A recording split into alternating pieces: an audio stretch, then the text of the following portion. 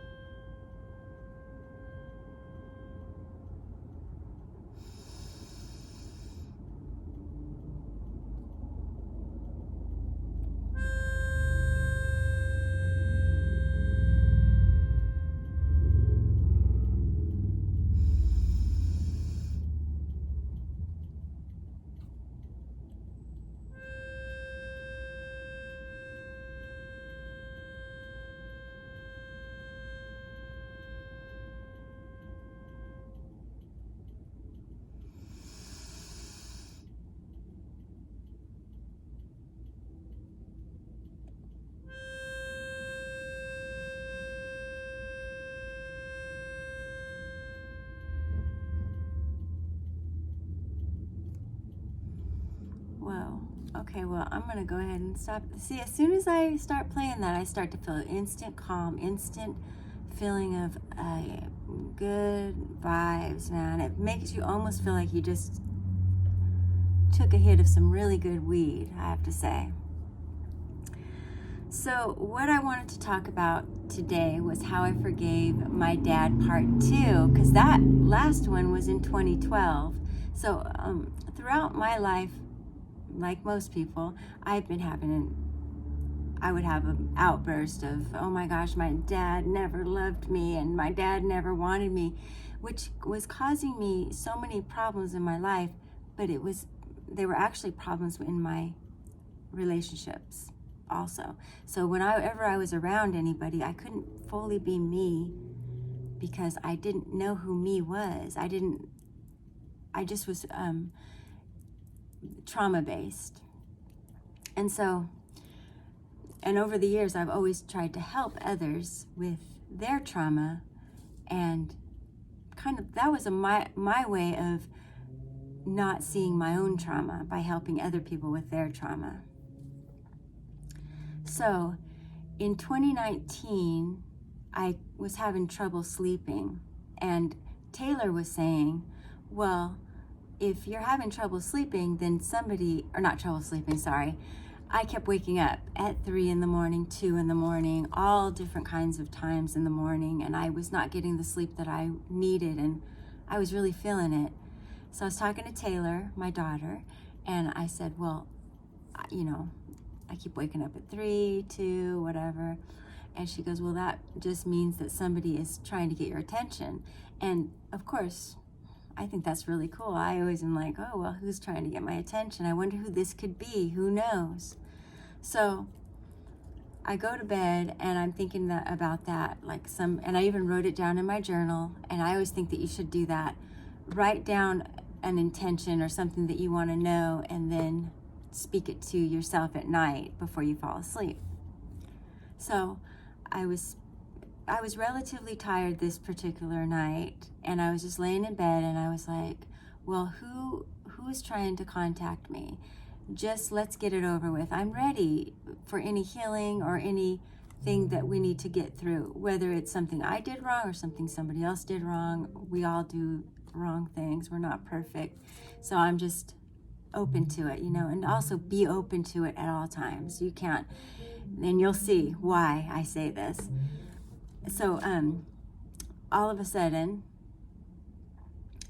I fell asleep, and I not woke up, but I astral projected, or someone came, an entity was in my room, and I was shown as a little girl. So I'm seeing this vision, but I'm feeling it's something I'm watching.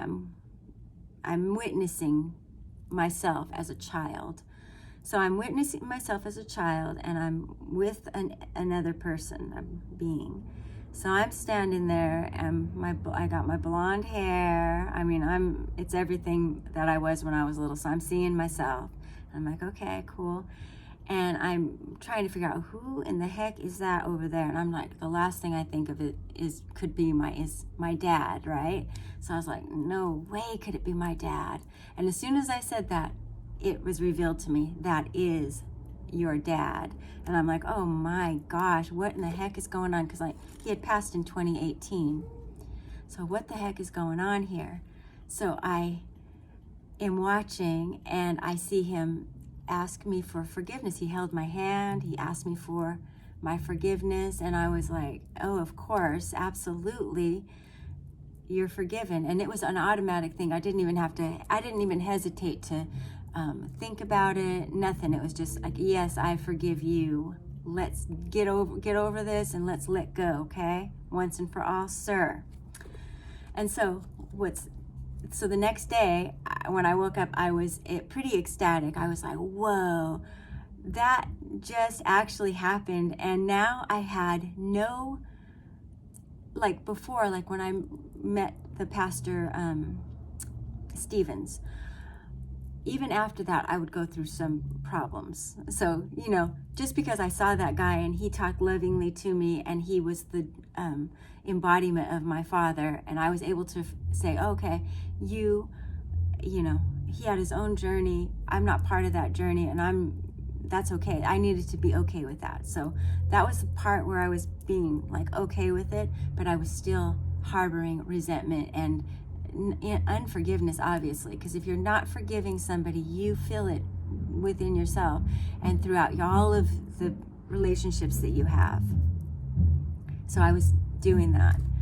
So I guess this was like a final thing where he had to come in and say something to me, and I had to see his face. And so the next day I was able to start to really heal myself, and you could not get me to say anything bad about Steve Evans. I could not say anything bad about him at all. Because after he died, I had like a moment of that dark night of the soul type thing, like, oh shit, my dad is now dead. I can't.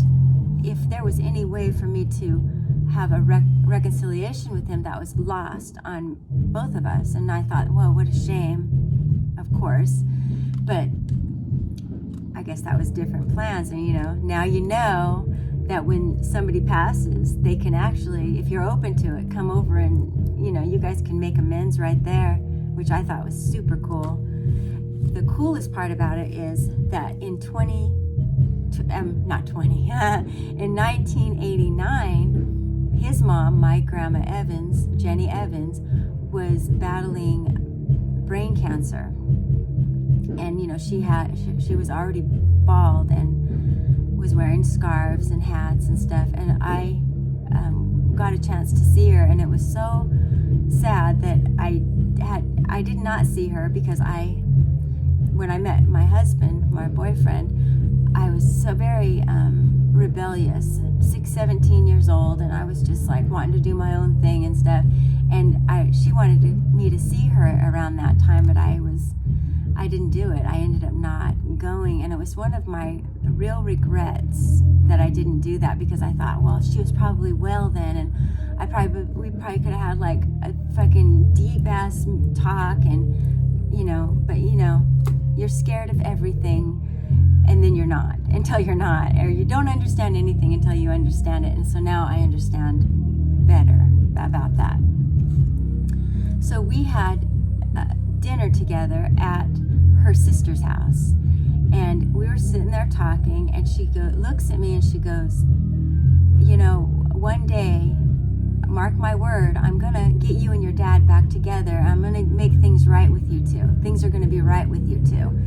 And I was like, I was holding her hand, and I was in my mind, I was like, yeah, right, no way was that ever gonna happen. Now you're passing, and you're really my only link to my dad at this time. There's no other reason for me to even have my dad in my same existence other than with her. And he wasn't even at this event. And so I was holding her hands and I was like, oh yeah, that would be great. That would be great. But I realized, no, that would not be great, because I would not want to have a relationship with him. That still stands. I still would not want to have a relationship with him, even though I've forgiven him. So, interestingly, after my grandma passed away in April 25th, 1990, I guess it was 1990. Yes, it was 1990. So at that point, I found out I was pregnant. And I also got an inheritance from my grandmother. And so I had to go. There was a point in the thing where we all had to be at a place and sign something. And so I was pretty pregnant by this time, because she passed in April. So it was probably closer to my delivery date, which would be in December of 90. Anyways, so I'm going up here and I know I'm going to see my father, and I'm thinking, oh, okay, this is going to be the magical moment when my dad looks at me and says, Erica, I just want to tell you, I'm really sorry for everything that I've done. I can't believe what kind of POS I was. I can't believe I was not, in your life, and whatever it would be that would kind of like start to heal things inside of both of us. But that didn't happen. Instead, he actually asked my husband, my boyfriend at the time, so are you going to marry her? And I just was so offended by that. I just thought, wow, so he wouldn't marry my mother. He did all that stuff, and then he has the audacity to come and ask my boyfriend if he's going to marry me. Ugh, I just felt that was so gross and inappropriate for him to say, so it set me off. So after that, I left and I wrote a letter to him, and it was horrifying. Actually, not horrifying. It was just my feelings. All of my feelings were written down in this letter. And it was sad to write, because I was really the letter was about longing for a father in my life, and something that I was looking to him for, when in reality, there's no such thing as that. There's no relationship between people, especially if they aren't needing each other. I didn't need him and he didn't need me, but I still needed like that relationship of a father. Go figure. I'm a kid. And so after I wrote the poison pen letter, that's what he called it, he never wrote me back or anything, so I never heard from him. That's it. I was like, okay, well, I guess I just need to accept that my dad is never going to apologize to me, and he's never going to make amends with me, so I need to try to figure out how am I going to do this on my own. So what I was doing on my own throughout my whole life was finding parental figures. Like, to me, Pastor Stevens and his wife were parental figures. Any pastor and his wife that my husband and I were in church with became parental figures to us. We never see anyone as anything less than a parental figure, because that's what we long for. Bruce and I both, only children with single teenage moms and no dads. So we're always searching around for that. So I thought that was what I was going to have to do. But then you can't deny the fact that spirit does what it does, right? So obviously, I think my grandma had a lot to do with that astral projection. She knew I was open and ready to that, and she knew that was the only way to save Steve if there is karma on the other side. And you never know, because we're not going to the other side. But when I look at the other side, I'm like, whoa, I'm seeing some forgiveness. I'm seeing all forgiveness. I'm seeing all unconditional love. I'm seeing reconciliations. I'm seeing no separation between me and whoever's watching this in China, or whoever's watching this in, not that anyone's watching it from China, but I'm just saying there's no separation between us. We're all one here. So I thought that was so cool that my grandma actually did that, and that was the exact thing that I needed, because I needed to be a child and I needed to see my dad forgive me, and it came to pass, and I thought that was super cool. What a loving act that my grandma had given me for that. So what else? Sorry, somebody just came to the door and it kind of like disturbed me for a minute there. So the other thing that I wanted to talk about, so that was cool. This past weekend, we went and saw Elvis in the movie theater. And you know, I've not been an Elvis fan. I'm not like one of those people, but my grandmother was. My grandma, not Evans, but Bullen, Hawkins. My grandma on my mother's side, my mother's mom. She loved Elvis. And when I was little, I don't know what was wrong with me. I don't know if you could say that this is like something wrong with you, but I had this thing where I could see people, you know, I could see what was going on. Like say somebody was mad and they were like, oh, I hate that because blah, blah, blah, blah, blah, blah. And they don't really even know them, but they're just judging them without knowing them and just hates them just because they have something that they don't have. They have something that you don't have, blah, blah, blah, blah, blah. Well, one night my grandma, she had an alcohol problem. So she was at our house and she wasn't at our house. We were actually out doing laundry and she was able to drink alcohol while we were there. My mom was driving, or was she driving? I can't remember exactly what happened, but I know that she had drank and we were driving in the car. So my mom must have been driving at the time. So my grandma was talking mad shit about someone. And I was just like, oh my gosh, it was so bad that it was actually gnawing at my stomach. And that's how I get if somebody's jealous of somebody, if somebody's mad dogging somebody, down talking them, like ruthlessly, I get real sick to my stomach. And so I told her, I said, you know, Grandma, you're just being jealous. And I was like 6 years old at the time. And when I said that, she flipped out. She got so angry. And my mom and her started to fight. And I was like, oh no, oh no. And not only did when somebody talked shit about somebody get me upset, but also when people would fight around me, I would also get upset. So I was upset as heck. So we're walking into the house, and we lived down the street from here actually, and we walk in and they're fighting, and I'm like, you know, I'm thinking to myself, stop. How can I get them to stop? What can I do? Because what could I do? When I would speak, no one would listen. Except for when I said, oh yeah, you're being jealous. Then everybody listens and everybody hears it. But if why can't it be, hey, Erica had some insight into this. Now I know what I'm doing. You know, she probably knew, but who knows? But I was just a child. So we walk in and all of a sudden, the stereo starts going on, and this is back in the day with 8 tracks and stuff like that. So the stereo turns on and it's Elvis Presley, Suspicious Minds. And I was just like, whoa, because as soon as that came on, it came on loud and both of them stopped fighting. And I was like, whoa. So right there, I learned the power of distractions, and I was like, it was pretty incredible. And I still wasn't, even though that incredible thing happened, I still wasn't exactly a Elvis super fan or anything like that. I listened to his songs.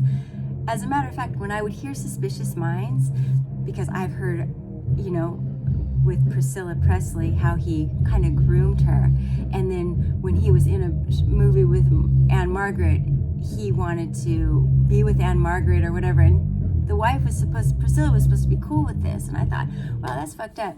You're singing a song, Suspicious Minds, and you know, what do you expect her to be if not suspicious, dear Elvis? Please. And I'd been fighting with it. Every time I hear the song, I would fight with him, and I don't know why. I was just fighting with Elvis because of this song that he wrote, and so.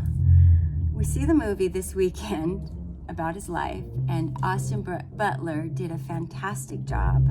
I was just like, whoa, I was blown away. But what I got out of this movie was that Elvis was actually going with his soul. He was an example of living by your soul purpose. He was going with it, you know, following his, I guess you would call it his soul purpose, his source. He was following it into this, I don't know if this was true, but I mean, everything that he did was true. Dancing to his music and them getting mad at him for it. You see, it's like that's what happens in our life. When we are going by our soul purpose, usually people are going to get mad at you because they don't understand it. They don't know how to live with their soul purpose, but some people do. And when you see somebody living at their soul purpose, you should really be more like, wow, I'm in awe of them living in their soul purpose. And I think it's great. It's fantastic. So I'm watching this kid grow up in the spot, you know, in this, he's young and he's in the spotlight and he's being used, and his mother, you know, gets super sick because he's joined the army. Horrible instances happened, but I think that a lot of it was because he was being forced to go into the army. He was being, you know, so they don't put him in jail for dancing when he's singing. And I thought that was just out of this world. You know, I can't even believe or fathom how we try to control each other like that. That's horrible. So I'm watching the movie, and then at the end, they talk about how he was at the Las Vegas, he was doing that Las Vegas show. And the song, all of a sudden, caught in a trap. I can't back out. I can't back out because I love you too much, baby. I was just like, whoa. The song all of a sudden brought on a whole new meaning because he was caught in a trap and a friend of mine actually wrote me and said that she'd been thinking of trap, the word trap. And me too. I've been doing it as well. I wonder if you have as well, because trap. Are we trapped? We're trapped. He was trapped in this Las Vegas contract with this guy that was horrifying to him. Elvis thought he would not be remembered, and he's widely remembered and loved, and wow. I mean, what an incredible journey, but what also a sad journey. So when I watch any kind of video of him, I always sense his sadness and the fact that he could not live by his sole purpose. I think that's just, I just can't believe that. But anyways, that was a cool movie. And if you want to, I mean, if you like Elvis, or if you don't like Elvis, I would say go see that movie. I would actually like to buy this movie and Everything Everywhere All at Once. You can see them in the light of knowingness now. I think that's so nice. I mean, I feel like I have talked for 23 minutes and 23 minutes so far, which is fine. And I hope that you enjoyed this video. I know that it was a little quick, but I wanted to share those things with you. And I want to, on one of these, I want to share even more stories of like supernatural things that happened as I was growing up and even as an adult. I think that would be really cool. I might actually do another video right after this one about that. So thank you so much for watching, and thank you for supporting me. And you know, and I don't mean like monetarily supporting, I'm just saying supporting the fact that I am on here and I'm trying to heal myself. And if somebody resonates with it and they heal, I love that as well. And so I wanted to say one other thing, and of course I wrote it down. So I wanted to say that, I mean, I don't know if I want to say this because it's true, but I still am kind of like wrestling with it, that I am not responsible for how you feel. You are not responsible for how I feel, you know? Our feelings are our feelings. We don't have to do it. I just heard about this woman who was driving her car at 100 miles per hour, and she said she had been drinking and she'd gotten into a fight with her boyfriend. The boyfriend wasn't in the car, but she was driving down the street at 100 miles per hour and she harmed a bunch of people. Her boyfriend wasn't even in the car with her, and she was mad at him, and she was taking that out on other people in this world, a menace to society.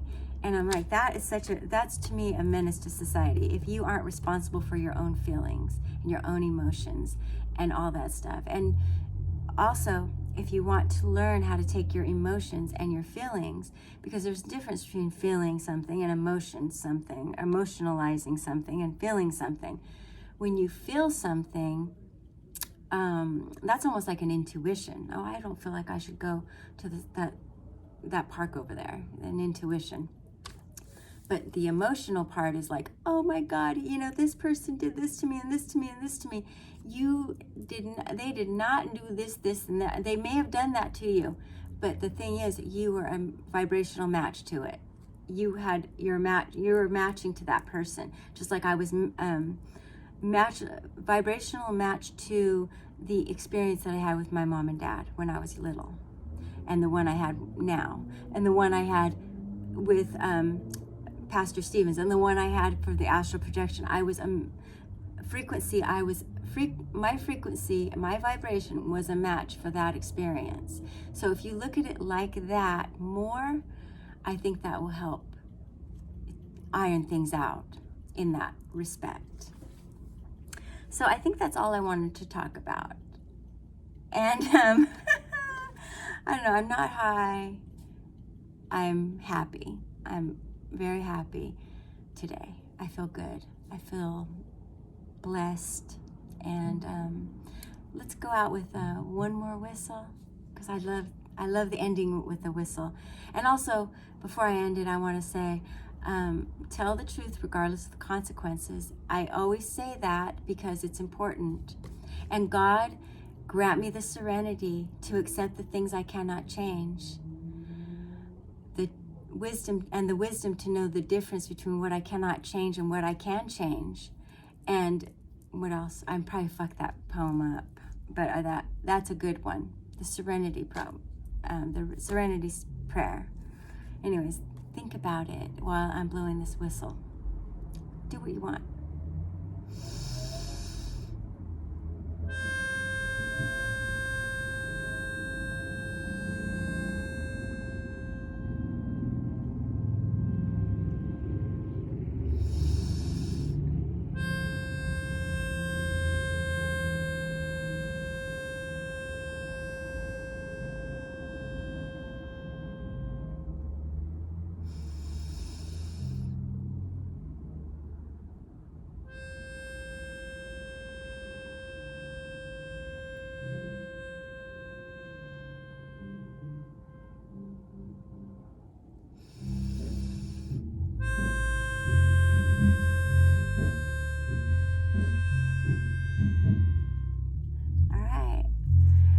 Gratitude leads to love, y'all.